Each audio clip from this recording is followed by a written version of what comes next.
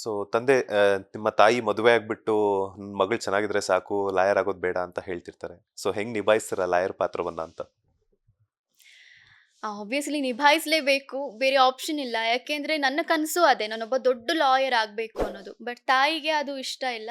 But ಅವರ ಒಂದು ಆಸೆನೂ ನಾನು ಕೇಳಬೇಕಾಗತ್ತೆ.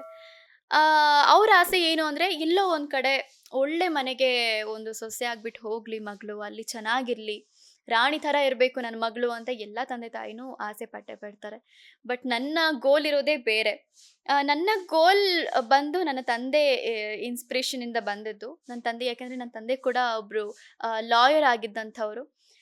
ಯಾವುದೋ ಒಂದು ಕಾರಣಗಳಿಂದ ಅವರು ಒಂದು ಲಾಯರ್ ಅನ್ನೋ ಕೋಟನ್ನು ತೆಗ್ದು ಹಾಕ್ಬಿಟ್ರು. ಐ ಮೀನ್ ಅದರಿಂದ ಹೊರಗೆ ಬಂದರು.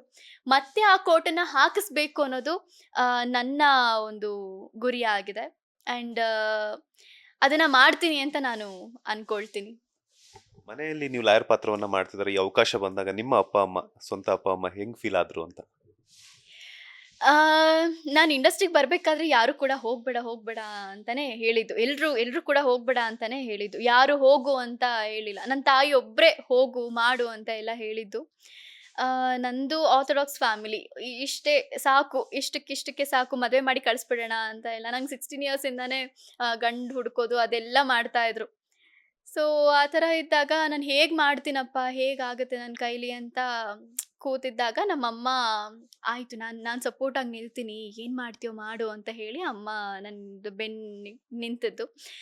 ಸೊ ನಾನಿವಾಗ ಏನಿದ್ದೀನಿ, ಈ ಒಂದು ಲೀಡ್ ಕ್ಯಾರೆಕ್ಟರ್ ಏನು ಮಾಡ್ತಿದ್ದೀನಿ, ಅದು ಕಂಪ್ಲೀಟಾಗಿ ನನ್ನ ತಾಯಿಗೆ ಸಮರ್ಪಣೆ ಅಂತ ಹೇಳ್ತೀನಿ. She was really very happy. ನನ್ನ ತಂದೆಗಿಂತ ನನ್ನ ತಾಯಿ ತುಂಬಾ ಖುಷಿಯಾಗ್ಬಿಟ್ರು.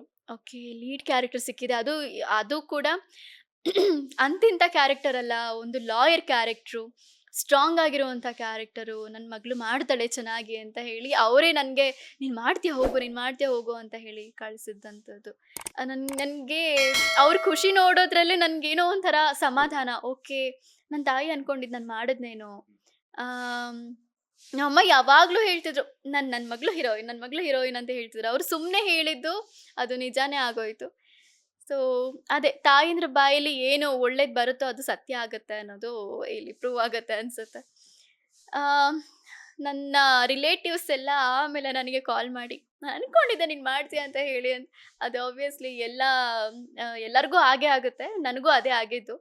ಆ್ಯಂಡ್ ಆವಾಗ ಐ ಥಾಟ್, ಇನ್ ಕೇಸ್ ಏನಾದರೂ ಅವ್ರುಗಳು ಹೋಗು ಮಾಡು ಅಂತ ಏನಾದರೂ ಆವಾಗ ನನಗೆ ಒಳ್ಳೆ ಸಪೋರ್ಟ್ ಕೊಟ್ಟಿದ್ರೆ ನಾನು ಇನ್ನೂ ಚೆನ್ನಾಗಿ ಇನ್ನೂ ಏನೋ ಮಾಡ್ತಿದ್ನೇನೋ ಅಂತ ನನಗೆ ಆವಾಗ ಅನ್ನಿಸ್ತು. But that's okay. ಅವ್ರು ಆ ಥರ ಎಲ್ಲ ಮಾತಾಡಿರೋದಕ್ಕೆ ಅನಿಸುತ್ತೆ ನಾನಿವತ್ತು ಅದನ್ನೇ ಒಂದು ಏನು ಏನಂತಾರೆ ಅಂದರೆ ಗುರಿ ಇಟ್ಕೊಂಡು ನಾನು ಮುಂದೆ ಸಾಗಿದ್ದಕ್ಕೆ ಹೆಲ್ಪ್ ಆಗಿದ್ದು. ಸೊ ಎಲ್ಲರೂ ಕೂಡ ಇವಾಗ ಎಲ್ಲರೂ ಸಂತೋಷವಾಗಿದ್ದಾರಲ್ಲ, ಅದಷ್ಟೇ important. I am happy for them and I am happy for myself. Radha Bhagavati ಅವರು ಆಕ್ಟ್ರೆಸ್ ಆಗಿಲ್ಲ ಅಂತಂದ್ರೆ ಏನಾಗ್ತಿದ್ರಿ ಅಂತ? ಡಾಕ್ಟರ್ ಆಗ್ತಿದ್ದೆ. ಏಕೆಂದರೆ ನಮ್ಮ ತಂದೆ ಅವರು ಅದೇ ಅಂದ್ಕೊಂಡಿದ್ದು, ನನ್ನ ಮಗಳನ್ನ ಡಾಕ್ಟ್ರ್ ಮಾಡಬೇಕು ಅಂತ ಸೈನ್ಸಿಗೆ ಸೇರಿಸಿದ್ರು. ಅದು ಅರ್ಧಕ್ಕೆ ನಿಂತು ಹೋಯಿತು.